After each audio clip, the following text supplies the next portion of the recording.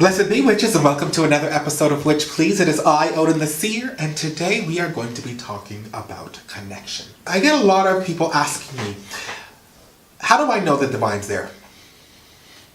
How can I tell that these forces are part of my life? The first thing I need you to all understand is that the divine is always working with us. They are constantly trying to show us their connection. Unfortunately, they aren't able to do this because of the mind that we are holding. Because of the illusions and the perspectives that we hold about what the divine is and how the divine should actually show themselves to us. The reality is, the divine is in everything. It is in everything. And the divine is constantly giving us messages. Whether or not you choose to hear it, whether or not you choose to see it, is entirely your choice. We buy into illusions that we can only go to the guru. We can only go to the master. The truth is, enlightenment is not only for the guru. It is not only for the master. It is not only for the priest. It is not only for the monk. It is in everything. It connects all of us. Now, I'm not saying for one moment that people who have dedicated themselves to the enlightenment of others don't have power and do not facilitate transformation and enlightenment. They do, right? And I respect them. But I am also very much aware of how these vibrations actually work. If you find yourself in a situation where you do not resonate with what is being said, but have conditioned yourself to believe that that is the only way for you to learn the lessons, to achieve enlightenment, you're wrong. I believe it was Oprah Winfrey who actually said that she was in church and the pastor was quoting the Bible, "There shall be no God before me, for I am a jealous God." And this did not resonate with her. How can one tell us to not be jealous and the other one say, "For I am a jealous God"? It did not resonate. The reality is, if you are a part of a belief structure that does not have inclusivity, that goes against the law of the divine, and that is the law of love. If you can disconnect yourself from your fellow man and woman, if you can turn a blind eye to atrocities, then you are disconnected from the divine. It states in the Bible, being in hell is being away from God. And what is God? God is love. So if you're going off to war because God tells you you need to go off to war, God is not going to destroy something that He has created or she has created. We are all one. The divine works through us all the time. And people don't understand how to connect. I'm going to tell you how to connect. It's really quite simple. If you're challenged, if something allows you or provides you the divine force to question what causes separation, you're connected. That is an avenue that will connect you. If you find yourself in the presence of a sacred space or a person or an animal or whatever it is, if you find yourself in that experience where you can love, where you can honor, where you can respect, where you can grow, that provides you the ability to break down the illusions and works in an inclusive way, that is your connection to the divine. The divine is without illusion. So if you want to really be able to find that connection and build that connection with the divine, the first thing you're going to need to do is you are going to realize what your limitations are. What illusions do you hold? Do I believe that the divine can only show itself this way? Do I believe that a miracle can only happen this way? That is a surefire way to disconnect yourself from exactly what you're trying to connect to. So the moment that you say, wait a minute, whatever this is right here, it's challenging me. It is challenging everything that I hold right now. That's challenging it. When you have that force behind anything, that is the force that creates enlightenment. Everything that I thought about myself, everything that I hold on to that tells me of who I am, all of these things, if it's being challenged, then you know you are on the right path. Now, does challenge need to be difficult? No. Challenge is not intended to be difficult. It never was. What challenge is supposed to do, what its force is to have you look. Take a look around you. Pay attention. I'm hearing people all the time talking about, I'm so mindful. Mindful of what? Are you challenging yourself? No, honey, you're holding on to a certain belief. You're holding on to the them versus us. Oh, I went down to here and I took umpteen thousand tons of ayahuasca with, the Grand High Poobah up a butt crack, and now I'm enlightened. Is you now? Because I beg to differ. When someone turns and says, I chose, I was guided by the divine to challenge me so that my reality would be that of inclusivity, to look past and take the avenue of love, outside of illusion, outside of conditioning. That right there is the enlightened individual. Enlightenment is not linear. It is expansive. It goes through every nook and cranny. It is everywhere. If the decisions that you make because of what you feel allows you to connect, then you found it. Because let me tell you something, before you will ever connect to the divine, you need to connect with your fellow man. You need to connect with your environment. You need to connect with everything the divine has created, because the divine is in everything. I am not telling you here that you need to just go out and follow and bear witness to whatever, okay? We have a mind. We have common sense, although it's not very common, but we do have it. Madonna used to say, whoever speaks to me in the right voice, him or her I shall follow. Well, the right voice is whatever that force is, whatever that vibration is, that creates that sense of love and connection. Whether it be an animal, whether it be a human, whether it be a tree, whatever it is, if you can feel love for it and you can connect to it, that is your source of connection to the all. It's really easy to get yourself on the right track. What makes it difficult is the crap we buy into that states that this can only happen in that way.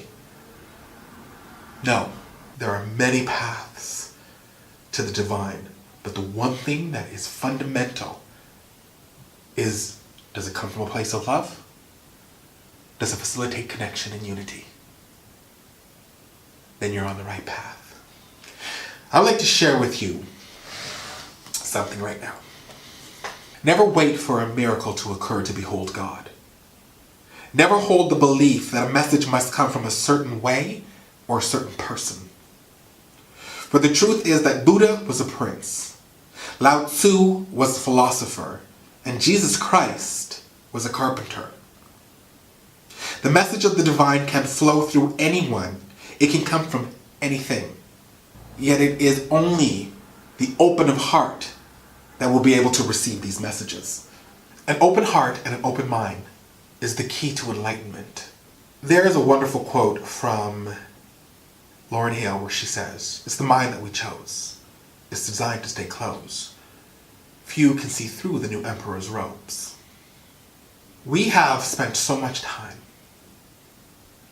going off to war in the name of God, burning, pillaging, destroying.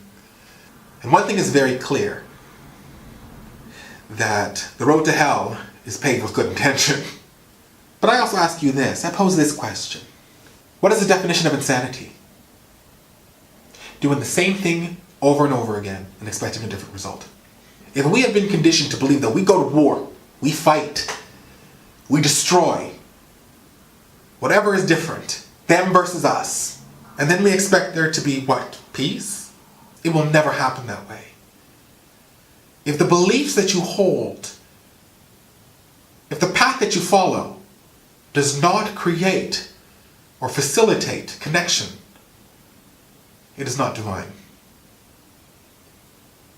And no good will come of it. We have proven that many times over. What do we do now, my spiritualists? Do we understand?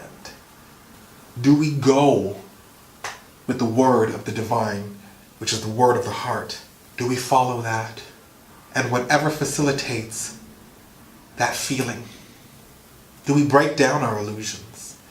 Do we live our truth? Do we hold on to those who facilitate transformation and evolution, enlightenment?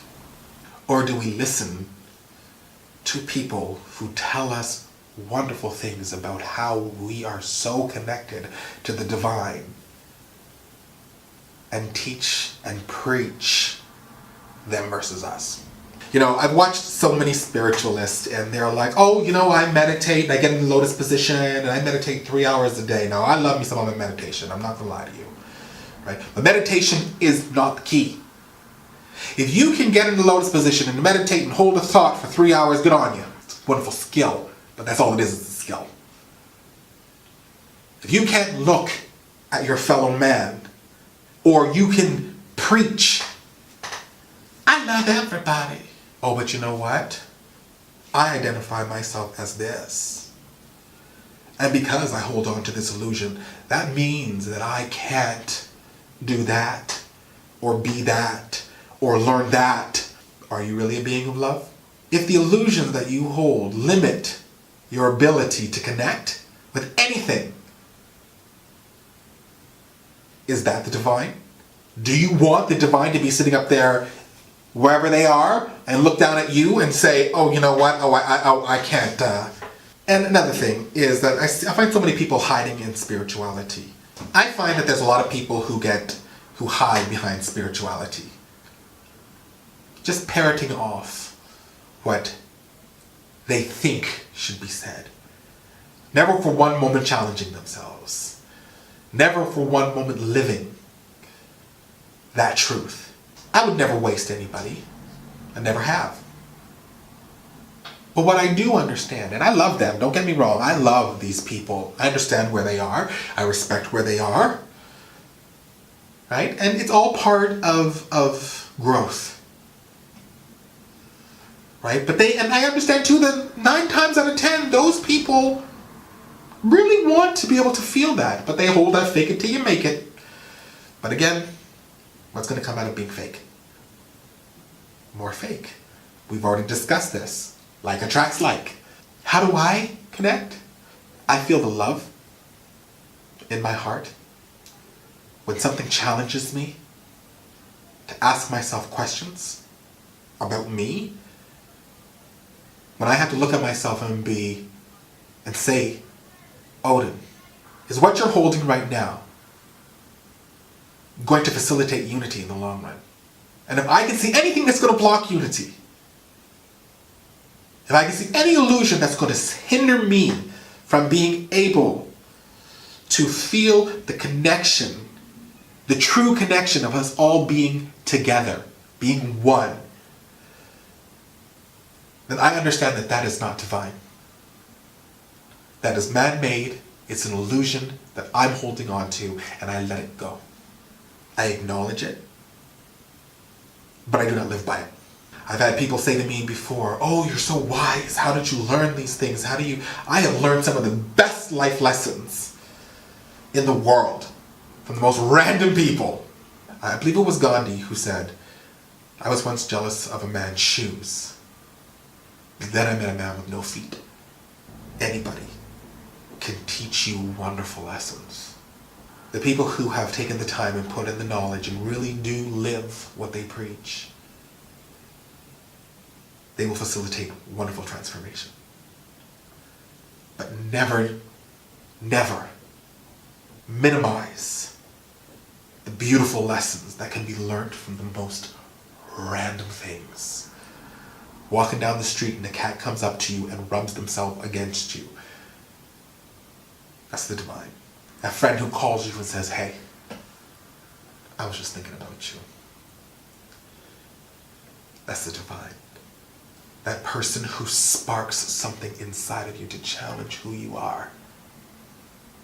That's the divine. The divine doesn't always show itself in a vision. The sea does not have to split itself in half, nor does someone need to walk on water. Connection. Love. Unity. Oneness. And that is the path to the divine. Honor it. Utilize it. And follow it wherever it takes you. So that is our episode for today, Witches. If you have not pressed subscribe, you need to press subscribe, join the Witch Please family, and do not miss out on a thing. You can follow us on Twitter, Tumblr, Instagram, as well as Facebook. Don't forget to press that icon, the bell icon, so that you're notified when a new video comes out. I've said it before, and I will say it again. It is a pleasure to have you in my world. It is an honor to have you in my magic. And you are always in my heart. I will see you again on another episode of Witch. Please. I love you, boo-boos. Bye-bye.